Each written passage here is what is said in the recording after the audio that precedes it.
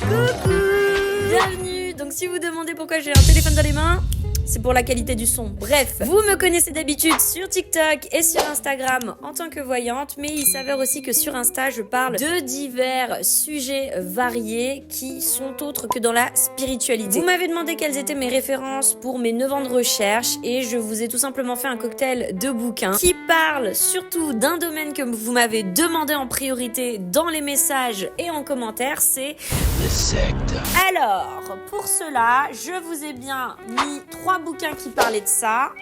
Qu'est-ce qu'ils ont à voir? Quel est le rapport? Déjà, il faut savoir que le premier bouquin que je vous recommande, c'est Les Nouvelles Sectes, qui date des années 60. En fait, c'est pour tout simplement vous dire, entre le traditionnalisme des religions, mais aussi la recherche de nouveaux mouvements et de nouveaux courants, les années 60-70 ont été révélateurs autant sur votre sexualité, mais aussi sur les pratiques spirituelles. Donc, dans ce livre, effectivement, on commence à voir le procédé de certains gourous pour effectivement vous désociabiliser et vous faire devenir un légume spirituellement parlant. Et moi, le but de cette vidéo, c'est justement de vous dire attention quand vous rentrez dans votre spiritualité à ne pas faire tout et n'importe quoi parce que c'est spirituel, ok? C'est vraiment le but, c'est de rester le plus terre à terre possible. J'entends bien que vous avez envie d'être connecté à l'univers, etc. Mais ça ne rapportera pas malheureusement ce que vous avez besoin et quel sera votre chemin de vie. On va parler aussi du coup de Yves Saint Laurent. Mais alors pourquoi Yves Saint Laurent a sorti cette BD qui est controversée et qui est maintenant totalement interdite à l'achat? Pour la simple et bonne raison qu'Yves Saint Laurent nous a parlé des premières sectes qu'il y avait du coup dans le monde, mais aussi surtout à Paris, et d'un commerce, voilà, d'enfants. Donc dans ce bouquin, on voit bien que les femmes et les enfants sont torturés à travers une secte qui est très connue dans notre société. Mais bon, je ne peux pas faire l'apologie de cette chose-là, surtout sur YouTube. Quoi qu'il en soit, il y a eu des dérives tout à fait sectaires, pareil, entre les années 60, 70 et 80, parce que justement, la haute société croyait spirituellement à ces dérives-là et était persuadée qu'ils allaient être élevés spirituellement. Ça concerne encore actuellement notre société avec les grands de ce monde et évidemment les grandes célébrités les plus connues. On finira par se foutre un peu aussi de la gueule des personnes dans les années 70 qui ont passé des super nuits qui ne servaient à rien avec des sectes qui n'ont pas tenu la route. Bref, ces 3 bouquins peuvent vous faire rire ou vous choquer. En tout cas, ce qui est sûr, c'est que les dérives ne sont pas forcément toujours celles que vous croyez. Entre Raël, le temple du peuple, avec 914 morts, le temple du soleil, les témoins de Jéhovah, les scientologues et Krishna, j'ai envie de vous dire, il y a un cocktail super varié qui parle des sectes. C'est pas toujours joyeux, surtout en plus quand vous savez comment on rentre dedans, c'est un peu du foutage de gueule, je vais pas vous mentir. Avec les nouvelles sectes, justement, on apprend ce qu'est une secte, ce qu'est un gourou, pourquoi on se dit qu'on sera plus éveillé et spirituel parce que le gourou l'a dit. Attention, je vous rappelle, trigger warning bien évidemment, que un gourou c'est une personne qui a une emprise sur vous, qui enlève votre propre libre arbitre, qui vous exploite autant physiquement que psychologiquement et n'hésitera pas à parvenir à travers beaucoup de moyens pour ça. Et à travers un rythme de vie soutenu, une alimentation peu riche en vitamines et en fer et surtout peu de nuits de sommeil, ça vous permet justement d'être drainé et stimulé pour n'écouter que sa parole. D'ailleurs, notre cher Manson qui a été emprisonné et qui est mort en prison et qui était aussi dans une de ces sectes, disait bien justement: je peux décider de l'avenir des gens en fonction d'isoler les informations et de ne leur faire croire que les mêmes choses et de leur répéter un peu tous les jours. Donc ça veut dire que à force de rentrer des informations dans votre tête et de vous bourrer le crâne d'informations, là vraiment on peut parler de secte. C'est surtout qu'en plus le gourou en général vous empêche effectivement de réfléchir par vous-même, d'acter par vous-même. On pense au bien de la société et au bien de la secte. On n'a plus de liberté, on n'a plus de notion de consentement, bref, on n'a plus de notion surtout aussi de réflexion. Le but étant, c'est que le gourou se dira sera thérapeutique pour que vous rentriez dans des sectes. C'est encore actuellement disponible sur certains réseaux sociaux avec certains influenceurs, donc attention à qui vous accordez votre confiance. Mais à partir du moment où vous vous dites vous ne pouvez plus réfléchir par vous-même et c'est surtout que ces personnes vous imposent des choses, posez-vous les bonnes questions. C'est un peu comme les pervers narcissiques, les ex-toxiques.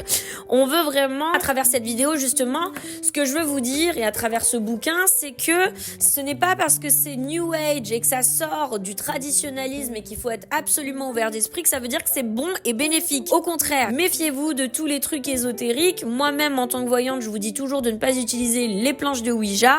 Bref, il y a des choses pour lesquelles il faut vraiment se méfier et ne pas rentrer dedans. Le but premier, justement, c'est de, oui, vulgariser votre spiritualité, mais pas que vous soyez enclin à croire en tout et n'importe quoi sous prétexte que vous n'allez pas bien dans votre vie et que vous cherchez. D'ailleurs, faut savoir que je tique aussi un petit peu avec les nouvelles expressions New Age, les enfants indigo, les flammes jumelles, la nuit noire de l'âme. Bref, tout ça, j'ai un petit peu de mal. C'est pas que je n'y crois pas, mais c'est que c'est des termes qu'on vous a un peu mis dans la tête pour que vous croyiez en tout et n'importe quoi. Et quand les cartésiens les plus purs vous disent qu'effectivement, des fois, la spiritualité, c'est un peu un effet placebo, je veux bien vous croire. On va dire que certains gourous sont plus mentalistes en effet que spirituels. Ils savent quoi vous dire au bon moment et justement, méfiez-vous de ces personnes-là. Testez-les, voir si effectivement, elles ont vraiment des dons. C'est facile de vous faire entendre ce que vous avez besoin d'entendre. Les personnes qui utilisent la complaisance pour vous faire vos tirages aussi, méfiez-vous. Méfiez-vous grandement. Ce que je peux vous dire aussi, c'est qu'actuellement, moi, toutes les théories de conspiration m'attirent aussi grandement parce que je les regarde actuellement, parce que ça me fait penser à un peu des nouvelles sectes en dehors des années 70 et 80. Donc les fameuses personnes qui se disent absolument namasté, je crois au karma, toutes ces choses-là, paix et amour. Non, une personne réellement spirituelle, qu'elle soit voyante ou médium, pourrait être aussi bien vulgaire qu'une personne lambda. Ce n'est pas parce qu'elle est bien alignée dans sa vie qu'elle est toujours parfaite. Attention à ça, s'il vous plaît. Et les gourous, justement, ont tendance à édulcorer un petit peu plus leur image pour vous faire croire ce qu'ils ont envie. Surtout que dans les années 70 et les années 60, c'était des personnes qui utilisaient la vulnérabilité des femmes et des enfants pour leur bien personnel, surtout lié à leur propre sexualité. Donc attention aussi à ça. De nos jours, c'est un peu moins courant, mais ça peut, dans les hautes sociétés, à ce que vous soyez tellement enclin à croire en la parole de quelqu'un qui a énormément d'argent ou énormément de pouvoir, que vous puissiez retomber sur ces dérives sectaires, surtout encore dans notre génération actuelle. Donc, pourquoi effectivement les années 60 et 70 ? Parce que justement, comme je vous avais dit, les années 60 ont été révélatrices de périodes révolutionnaires où tout le monde avait envie effectivement, soit comme les Bob Marley ou comme les Peace and Love, de prouver que la société était tout le temps en guerre et qu'il fallait un petit peu plus de paix. Sauf qu'effectivement, il y a quand même des Staline et des Hitler dans les sectes. C'est pas parce qu'effectivement c'est une secte que ça veut dire que ça n'a pas les mêmes idées qu'un certain Staline ou un certain Hitler. Parce qu'au contraire, quand tu fais 900 morts dans une de ces sectes-là, c'est quand même considéré comme un génocide lié à cette secte-là. Donc attention aussi. Bref, quoi qu'il en soit, la haute société et l'élite encore actuellement véhiculent ce genre de message-là. Yves Saint-Laurent en a témoigné dans ce bouquin qui est controversé et franchement, si vous réussissez encore à le trouver sur le net ou quoi, vous pouvez voir qu'effectivement le but était de commercialiser des petits enfants. Donc tout ça a été dessiné par Yves Saint-Laurent et à l'époque ça a été tourné un peu en mode humour, controverse, il raconte des conneries, sauf qu'on s'est aperçu en fait que finalement de nos jours il y a toujours des personnes haut placées qui cherchent justement des enfants et des femmes pour assouvir leurs besoins de sang mais aussi de sexualité. Et apparemment plus le sang est lié, plus effectivement ils ont plus de pouvoir spirituel, soi-disant. D'ailleurs, la vilaine Lulu s'appelle la vilaine Lulu parce que c'est l'histoire d'une enfant dans une secte qui n'est autrement que Lucifer, tout simplement. Lucifer s'est réincarné en petite fille pour faire valoir des choses interdites dans notre société. Bref, vous avez un peu compris le combo. Je vous laisserai les lire, ces deux bouquins. Ça en dit beaucoup, c'est très lugubre, c'est pas toujours plaisant à lire, mais ce que vous pouvez en tirer effectivement, c'est que il y a pas mal de choses. Voilà. Pareil, en parlant d'humour, Les Inconnus avaient fait bien évidemment une parodie. Si on peut vous mettre un extrait, on vous en mettra un. Tenter une résumance de la pensée fulgurante et spiritique de Skippy me paraît impossible, mais il me vient un précepte médiateur de la pensée Richelieu qui est que tout bien que tu détiens est un souci qui te retient. Et Skippy est là pour nous ôter tous nos soucis. Autre référence que je peux vous donner et que j'ai oublié de vous donner, c'est pour ça que je vous l'ai mis en photo juste ici, c'est Midsommar, où c'est un film qui parle des méandres, justement des sectes. Je vous laisse aller le regarder, l'univers est assez lugubre mais très intéressant pour sa culture générale.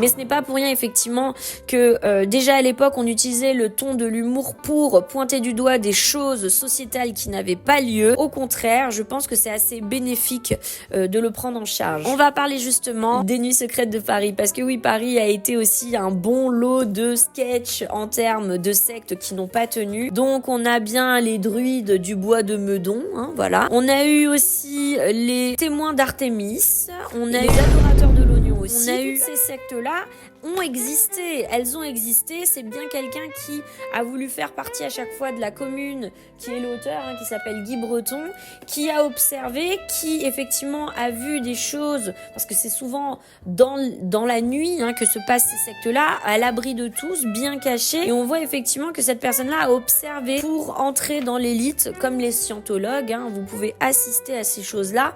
Les scientologues, c'est encore un sujet bien à part, mais ce que vous pouvez voir en effet, c'est que beaucoup de choses sont dites autour des sectes, et sous prétexte que c'était lié à la good vibe, positive vibe, on est spirituel, vous pouvez vraiment être enclin à louper beaucoup de choses dans votre vie parce que vous rentrez dans des sphères spirituelles. Moi, vraiment, de la manière dont je vous vends ma spiritualité, c'est d'abord de faire votre propre approche de la voyance, de la médiumnité, de la lithothérapie.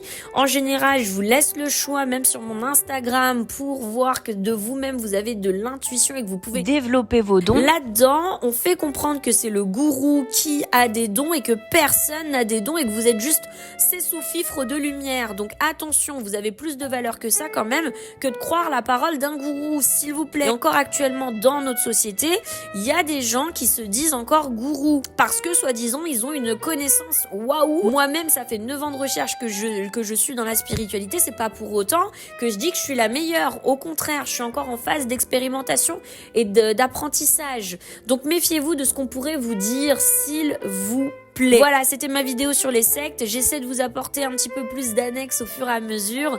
C'était Mélissa. Si jamais les vidéos vous intéressent, n'hésitez pas, je peux encore en faire sur YouTube. On pourra en parler encore de long, en large et en travers. Mais en tout cas, voilà les sectes.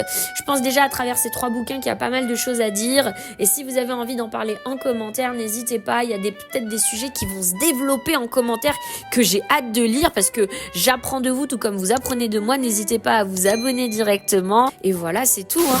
On est à J+1 et j'ai carrément oublié de vous parler de quelque chose de très important. C'est moi-même, mon expérience à travers ce qu'on peut appeler des sectes. Il faut savoir qu'à l'époque, quand j'ai démarré mes pratiques, j'étais tout simplement considérée comme une sorcière. Donc l'univers witchy, wiccan m'intéressait fortement. Les solstices, tout ce qui était, je sais pas moi, les Yule, toutes ces choses-là. Bref, fallait absolument qu'on soit imprégné de l'univers wiccan. Sauf que moi, bien évidemment, le wiccan ne m'intéresse pas parce que ce n'est pas dans ma culture. Ne l'oubliez pas, j'ai des origines étrangères, donc orientales, et donc se calquer sur des choses qui sont liées justement aux États-Unis et à l'Europe occidentale, c'est bien, hein, je m'en inspire, mais c'est pas vraiment ma culture à moi sur tout ce qui est lié à l'ésotérisme et la spiritualité. Donc à cette époque-là, j'étais un petit peu influencée par des femmes qui étaient du coup liées à un coven. Donc c'était l'époque des Sabrina, on croyait que tout se passait comme dans les films et toutes les séries Netflix. Bref, 5 ans en arrière, c'était un peu cette vibe-là, voire plus, 6-7 ans, bref. Il y avait un peu cette vibe de fallait faire partie d'un coven.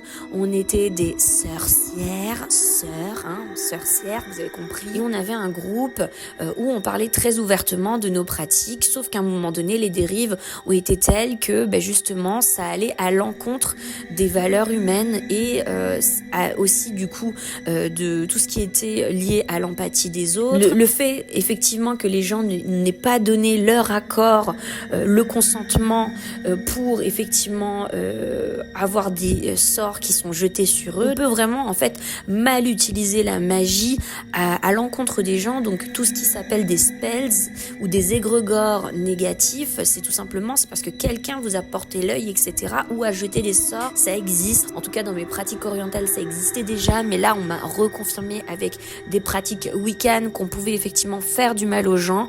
Donc c'est un peu pour ça que j'ai quitté cette secte, ce coven, et effectivement on m'a un peu fait des menaces aussi de me dire que ça allait me ruiner ma vie. Peut-être que oui, ça s'est passé, effectivement j'ai eu 3 ans de merde, hein, comme beaucoup le savent, mais quoi qu'il en soit, on ne joue pas avec la vie des gens, et attention à ce qui peut en être sur le plan de la spiritualité des sectes. Et là effectivement il n'y avait pas qu'un gourou, parce qu'on était plusieurs à être dans ce coven, mais quand bien même, est-ce que c'était quelque chose de bien ou pas, ça c'est à vous de vous poser la question. C'était mon expérience, voilà, donc c'était directement une secte New Age, hein, vraiment un peu wiccan, un peu witchy, ouais, on vous fait croire que c'est super cool de faire des trucs qui sont liés directement à la sorcellerie. Non, non, non, c'est pour ça que j'ai arrêté. J'ai arrêté à partir du moment où j'ai vu que ça pouvait faire du mal à bon grand nombre. Voilà, on se retrouve sur YouTube, sur Instagram et sur TikTok, surtout dans les lives.